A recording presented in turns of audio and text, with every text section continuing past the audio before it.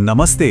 भारतीय क्रिकेट में ना कुछ पल ऐसे होते हैं जो हमेशा के लिए इतिहास में दर्ज हो जाते हैं। आज हम एक ऐसे ही लम्हे और उस खिलाड़ी की कहानी जानेंगे जिसका नाम क्रिकेट के एक बहुत ही मशहूर सवाल का जवाब है। जहन में कई बड़े बड़े नाम आते हैं, है ना? सचिन, सहवाग, धोनी। लेकिन जवाब है एक ऐसा खिलाड़ी जिसने ये कारनामा बहुत ही कम उम्र में कर दिखाया था। जी हाँ, इस पूरी बातचीत में हम उन्हीं की कहानी परत दर परत खोलेंगे और वो हैं मनीष पांडे। तो चलिए उनके सफर पर एक नजर डालते हैं। हम बात करेंगे उनकी शुरुआत और पहचान की, फिर उस ऐतिहासिक आईपीएल शतक की, उनके करियर में आए उतार चढ़ाव को देखेंगे। आज वो एक अनुभवी खिलाड़ी के तौर पर क्या कर रहे हैं और आखिर में समझेंगे कि पांडे की असली विरासत क्या है। तो ठीक है, हर बड़ी कहानी की एक शुरुआत होती है और मनीष पांडे की कहानी शुरू होती है कर्नाटक की गलियों से। मनीष पांडे, जिनका जन्म 10 सितंबर 1989 को नैनीताल में एक आर्मी परिवार में हुआ, लेकिन उनका क्रिकेट परवान चढ़ा बेंगलुरु में। शुरू से ही ना उनकी बैटिंग में एक अलग ही आक्रामकता थी और फील्डिंग तो ऐसी कि मानो बिजली कौंध रही हो। मतलब वो एक ऐसे प्लेयर थे जो अकेले दम पर मैच का पासा पलट सकते थे। जब 2008 में आईपीएल शुरू हुआ तो मुंबई इंडियंस ने उन्हें अपनी टीम में लिया, लेकिन मौके ज्यादा नहीं मिले। असली कहानी का मोड़ तो 2009 में आया, जब वो रॉयल चैलेंजर्स बैंगलोर यानी आरसीबी का हिस्सा बने। और बस यहीं पर 21 मई 2009 को एक ऐसा दिन आया जिसने सब कुछ बदल कर रख दिया। तो अब आते हैं कहानी के उस हिस्से पर जो मनीष पांडे की पहचान बन गया। एक ऐसा रिकॉर्ड जो इतिहास की किताबों में हमेशा के लिए दर्ज है और उनसे कोई छीन नहीं सकता। सोचिए जरा, साल 2009, आईपीएल का दूसरा सीजन जो साउथ अफ्रीका में हो रहा था। सेंचुरियन का मैदान और आरसीबी का मुकाबला था डेक्कन चार्जर्स से।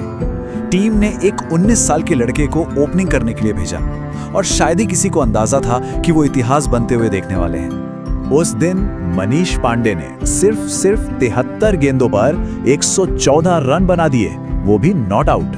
ये सिर्फ एक सेंचुरी नहीं थी, ये एक ऐलान था। दुनिया को बताने का तरीका था कि एक नया सितारा आ चुका है। इस एक इनिंग्स का असर इतना जबरदस्त था कि वो आईपीएल में सेंचुरी लगाने वाले पहले भारतीय खिलाड़ी बन गए। रातों रात वो हर घर में पहचाने जाने लगे। और बात सिर्फ उनके करियर की नहीं थी, उन्होंने भारत के ना जाने कितने युवा बल्लेबाजों को यह सपना देखने की हिम्मत दी कि वो भी ऐसा कर सकते हैं। लेकिन देखिए, क्रिकेट हो या जिंदगी, एक जबरदस्त शुरुआत के बाद का सफर हमेशा आसान नहीं होता है ना। तो चलिए देखते हैं कि इस ऐतिहासिक पारी के बाद मनीष पांडे के करियर ने क्या मोड़ लिया। ऐसा नहीं है कि वो बस उसी एक पारी के बाद रुक गए, उन्होंने कई और यादगार पारियां खेली। अरे 2014 का आईपीएल फाइनल याद है? केकेआर के लिए वो 94 रनों की मैच जिताऊ पारी, उसी ने तो टीम को चैंपियन बनाया था। फिर 2015 में उन्हें इंडिया के लिए डेब्यू करने का मौका मिला और 2016 में ऑस्ट्रेलिया के खिलाफ सिडनी में वो शानदार सेंचुरी आज भी क्रिकेट फैंस को याद है। और यही उनके करियर की दो अलग अलग तस्वीरें दिखती हैं। एक तरफ आईपीएल में वो केकेआर हो, सनराइजर्स हैदराबाद हो या कोई और टीम, एक भरोसेमंद मिडिल ऑर्डर बल्लेबाज बने रहे। लेकिन दूसरी तरफ इंडियन टीम में उनकी जगह कभी पक्की नहीं हो पाई। कंपटीशन बहुत टफ था। मिडिल ऑर्डर में उस वक्त सुरेश रैना और युवराज सिंह जैसे दिग्गज जो थे। ये आंकड़े ना उनकी कहानी को और साफ कर देते हैं। T20I में 44 का एवरेज कमाल का है। ये दिखाता है कि वो इस फॉर्मेट के कितने बड़े खिलाड़ी थे। जब भी मौका मिला उन्होंने खुद को साबित किया। और आईपीएल में देखिए, लगभग 4000 रन। ये बताता है कि वो कितने लंबे समय तक कितने कंसिस्टेंट रहे हैं। वक्त के साथ हर खिलाड़ी का रोल बदलता है और मनीष पांडे भी अब अपने करियर के एक नए दौर में हैं, एक ज्यादा मैच्योर रोल में। आज वो 36 साल के हैं और उनका पूरा फोकस डोमेस्टिक क्रिकेट और आईपीएल पर है। वो अब सिर्फ कर्नाटक के लिए रन बनाने वाले बल्लेबाज नहीं हैं, बल्कि कप्तान और मेंटोर के तौर पर युवा टैलेंट को भी गाइड कर रहे हैं। उनका एक्सपीरियंस अगली पीढ़ी के लिए किसी खजाने से कम नहीं है। और फिर देखिए कहानी का पहिया कैसे घूमता है। 2025 के ऑक्शन में उनकी घर वापसी हुई। जी हाँ, वो अपनी पुरानी टीम कोलकाता नाइट राइडर्स में लौट आए। वही टीम जिसके साथ उन्होंने आईपीएल की ट्रॉफी उठाई थी। केकेआर ने उन्हें 75 लाख रुपए में अपनी टीम में शामिल किया।